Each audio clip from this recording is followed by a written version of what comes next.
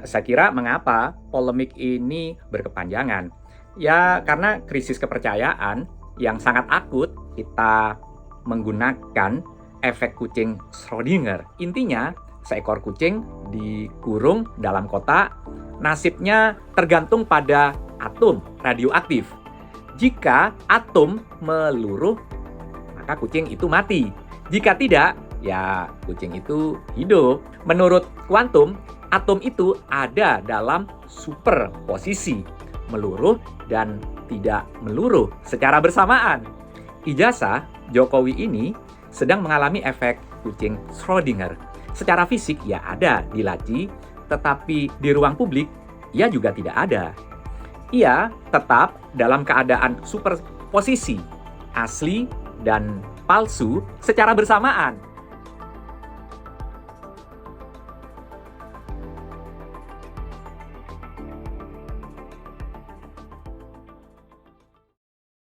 Halo teman-teman ahli hukum, politikus, filosof, dan ahli telematika. Selamat datang di channel Widodo tanpa Joko.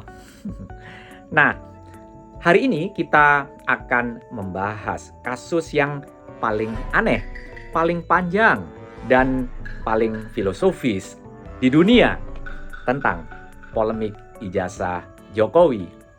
Saking lamanya polemik ijazah ini, kayaknya kalau difilmkan durasinya bakal bisa melebihi masa jabatan Presiden Jokowi itu sendiri. Tapi logikanya ijazah itu ya cuma satu. Tapi persoalannya kenapa hingga sekarang kita masih belum tahu apakah ijazahnya itu asli atau palsu. Nah, bukankah seharusnya hanya ada dua kemungkinan, asli atau palsu? Kan begitu? Tapi persoalannya di Indonesia tidak sesederhana itu. Tidak oposisi biner, asli atau palsu. Tetapi ada ijazah yang memang benar-benar asli, ada ijazah yang palsu, ada ijazah asli tapi palsu atau kalau disingkat aspal, dan ada juga asli yang dicurigai palsu. Jadi wajar kalau polemik ini tidak kelar-kelar. Nah, kita akan membedah kekacauan ini menggunakan dua pisau analisis yang paling tajam. Pertama, filsafat hukum. Yang kedua, efek kucing Schrödinger. Nah, yuk kawan-kawan, silakan siapkan kopi karena perjalanan beberapa menit ke depan ke dalam rabbit hole kebenaran yang runtuh.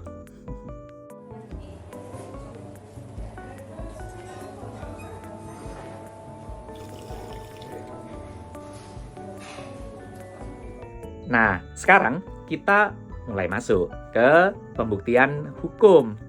Jadi sebelum kita masuk ke hal yang filosofis, kita perlu masuk dulu ya ke pembuktian hukum untuk mencari kebenaran material dan kebenaran formil. Ada dualisme di dalam hukum. Yang pertama, kebenaran material, apa yang sesungguhnya terjadi, dan kebenaran formil, apa yang sah menurut prosedur hukum. Alat bukti dalam hukum acara pidana atau yang kita kenal sebagai KUHP, terutama dalam pasal 184 ayat 1. Tujuan pembuktian di ranah pidana adalah mencari kebenaran material, kebenaran yang sesungguhnya terjadi. Nah, yuk kita bedah satu persatu ya. Apa saja alat bukti menurut KUHP itu? Nah, apa saja alat bukti yang sah menurut KUHP? Yang pertama, soal keterangan saksi.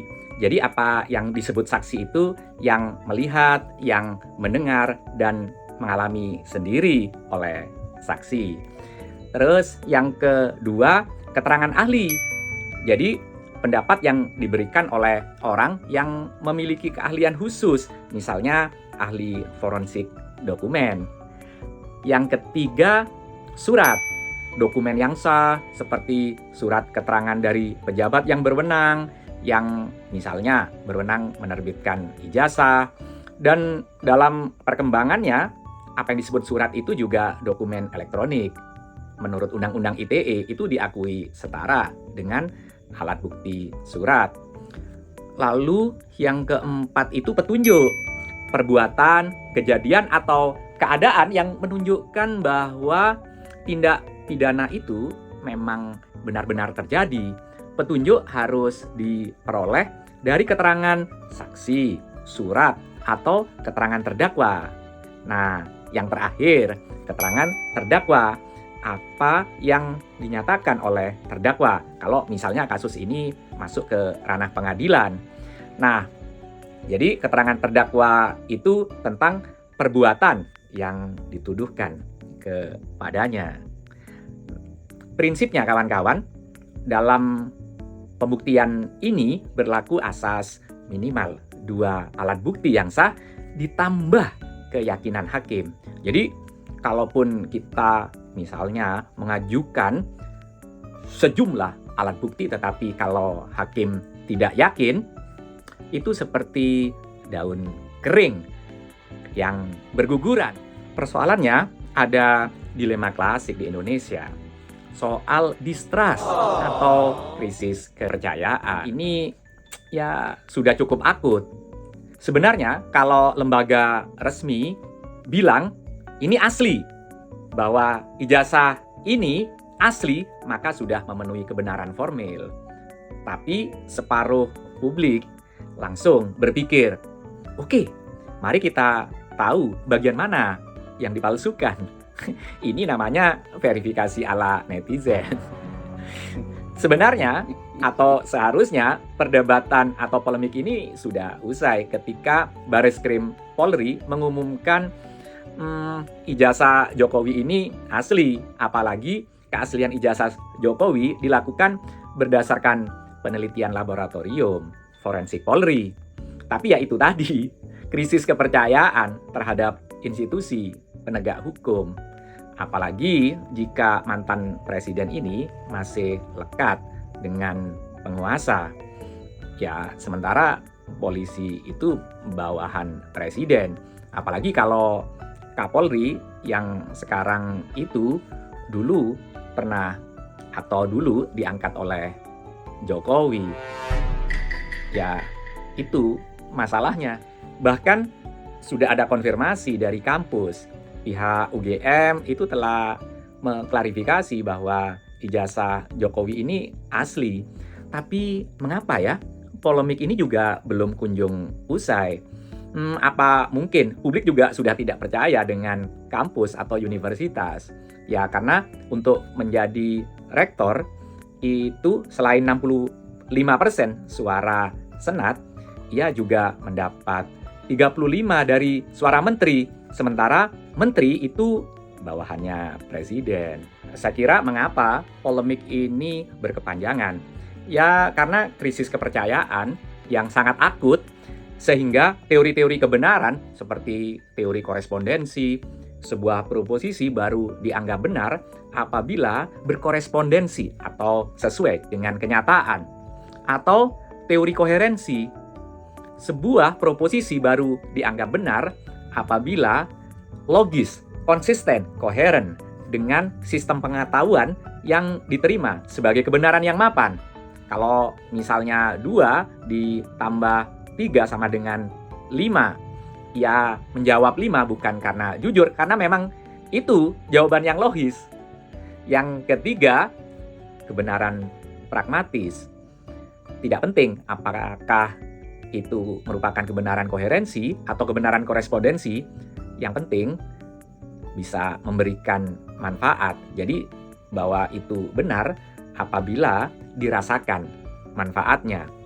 Nah, akhirnya persoalan ijazah ini adalah satu-satunya barang yang bisa membuat polisi, akademisi, politikus, ahli telematika sepakat bahwa mereka tidak sepakat. Sepakat untuk tidak sepakat. Nah, itulah belajar dari polemik ijazah ini mengajarkan kita satu hal. Kalau kawan-kawan sudah lulus, ijazah jangan cuma difoto, tapi sekalian dilaminating dan dipajang di ruang tamu. Maksudnya biar semua tetangga yakin dan tahu. Nah, setelah kita membahas pembuktian hukum, yuk kita masuk tipis-tipis ke ranah fisika. Kita menggunakan efek kucing Schrödinger. Saya kira ini pisau analisis yang relevan untuk kasus polemik ijazah Jokowi ini.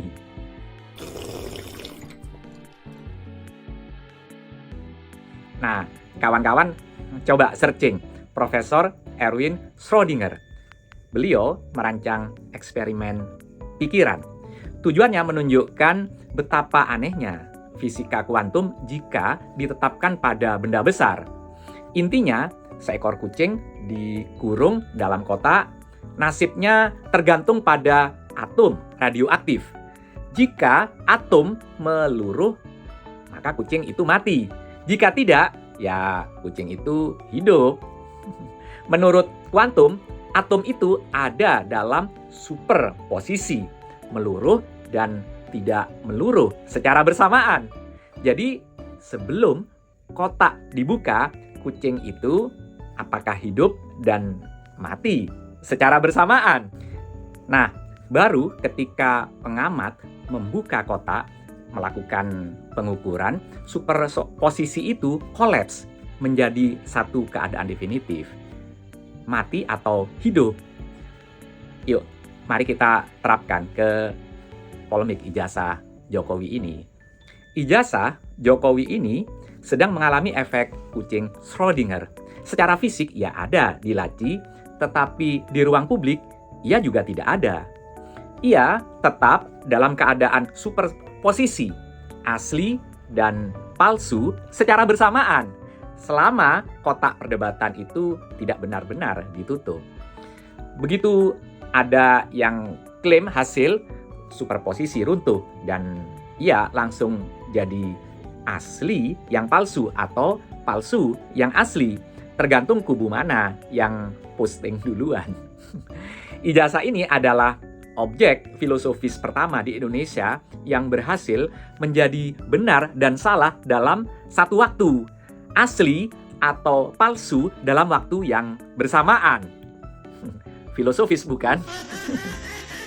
Dan coba kita pikirkan, sumur distrust ini tidak akan pernah kering. Begitu Pak Jokowi misalnya menunjukkan ijazah, orang akan tanya, ijazah ini asli, tapi yang buat sumur ini siapa? Jangan-jangan sumur itu juga palsu. Ijazah ini telah mencapai pencerahan eksistensial, itu dari perspektif filsafat. Eksistensinya terbagi dua, satu di server UGM dan satu lagi di feed Twitter. Nah, filsafat postmodernism pernah mendeklarasikan bahwa kebenaran tunggal atau metanarasi itu telah runtuh. Yang ada hanyalah narasi-narasi kecil yang saling bersaing. Ijazah polemik atau ijazah Jokowi ini adalah manifestasi dari postmodernism. Ia membuktikan bahwa tidak ada kebenaran tunggal. Yang ada hanyalah kebenaran versi UGM, kebenaran versi polisi, dan kebenaran versi Roy Suryo dan kawan-kawan. Dan itu sekilas ya sama-sama sah untuk diposting.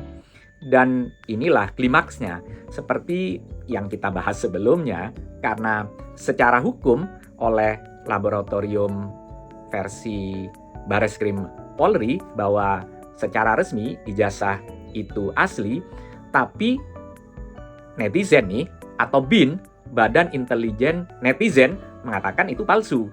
Nah, kita kalau begini rasanya tidak perlu menunggu putusan pengadilan. Yang perlu kita tunggu adalah pemeriksaan psikolog dan psikiater. Kita perlu menunggu hasil pemeriksaan psikiater untuk mengidentifikasi pihak mana yang paling sukses menjalankan narasi tandingan sampai membuat realitas tunggal menjadi meta narasi yang sudah runtuh. Dan pada akhirnya kita memang tidak benar-benar mencari kebenaran. Kita perlu mencari psikiater yang bisa meyakinkan kita bahwa kita semua tidak gila karena menerima dua kebenaran yang kontradiktif dalam waktu yang bersamaan. Polemik ijazah Jokowi ini sebenarnya bukan hanya persoalan dokumen biasa atau perselisihan antara Rismon Sianipar, Rosuryo dan kawan-kawan melawan pendukung Jokowi, Projok. Tapi kalau dikaji dari perspektif filsafat hukum, syarat dengan perselisihan antara positivisme hukum dan aliran hukum kodrat atau hukum alam. Di satu sisi, positivisme hukum fokus pada hukum yang secara formal ditetapkan oleh otoritas yang sah. Bagi kaum positivis, keaslian ijazah Jokowi sebenarnya telah selesai atau dianggap sah. Mengapa? Ya karena sudah ada klarifikasi resmi dari pihak lembaga yang berwenang, misalnya Universitas Gadjah Mada, dan hasil forensik dari Mabes Polri atau Bareskrim. Mereka menekankan pada kepastian hukum. Ketika gugatan ditolak atau penyelidikan dihentikan sesuai prosedur, secara hukum masalah polemik ijazah ini dianggap selesai, ya karena mereka lebih mengedepankan kepastian hukum formal. Sementara di sisi lain, aliran hukum kodrat lebih menekankan keadilan substantif. Aliran ini mendasarkan pada prinsip moral dan kebenaran universal. Mereka menekankan asas etika publik dan moralitas kepemimpinan. Mereka berpendapat bahwa prosedur formal tidak boleh mengorbankan pencarian kebenaran material yang esensial. Bagi mereka, transparansi penuh seperti menunjukkan ijazah asli ke publik adalah kewajiban moral, bukan hanya berlindung di balik putusan formil. Slogan mereka, ubi ius, ibi remedium, di mana ada hak, di situ ada upaya pemulihan. Dan kelompok ini juga berpendapat persoalan ijazah presiden bukan persoalan individu orang itu, tetapi juga bagian dari etika publik dan moralitas kepemimpinan.